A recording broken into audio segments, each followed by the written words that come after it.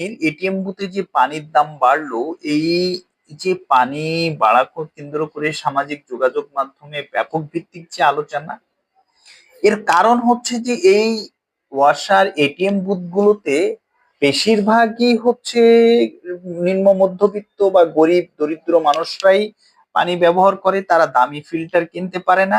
ঢাকার পানিতে যে গন্ধ, যে বাজে অবস্থা, আয়রন থেকে শুরু করে সবগুলো আসলে পানি সরবরাহকৃত পানি আসলে খাওয়া যায় না।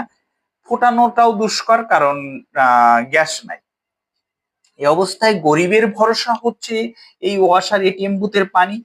কিন্তু এই সরকারি স্থাপনা ব্যবহার করে বেসরকারি প্রতিষ্ঠানকে দেওয়া, সেখানে হঠাৎ করে বলা হচ্ছে বৈশ্বিক প্রেক্ষাপটে পানির দাম বাড়বে।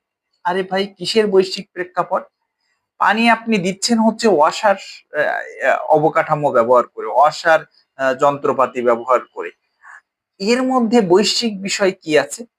এভাবে আসলে তাকসিমে খান, যিনি ছিলেন ওয়াসার দীর্ঘদিনের এমডি, ফ্যাসিস্ট সরকারের, সেই এমডির যে দাওয়া এবং এমডির লোকজন মিলে যে এটিএম পরিচালনা করে, সেটি এখনো পর্যন্ত বন্ধ হয়নি। এবং তার প্রেক্ষিতে এই রমজানের মধ্যেই হচ্ছে এই গরিবের কিনে খাওয়া পানি তার উপরে দাম বাড়লো।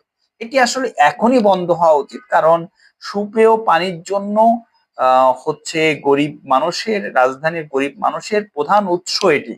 এটি বন্ধ না হলে গরিব মানুষ আসলে পানি খেতে তখন পাইপের পানি খাবে এবং স্বাস্থ্যের ঝুঁকি তৈরি হবে। এই কারণে এই মুহূর্তেই আগের দামে, অর্থাৎ 40 পয়সা যেটা ছিল 1 বছর আগে, ওই দামে চলে যাওয়া উচিত। এই যে 1 টাকা, 1 লিটার পানি 1 টাকা, এটা আসলে গরিবের উপরে চাপ সৃষ্টি হবে।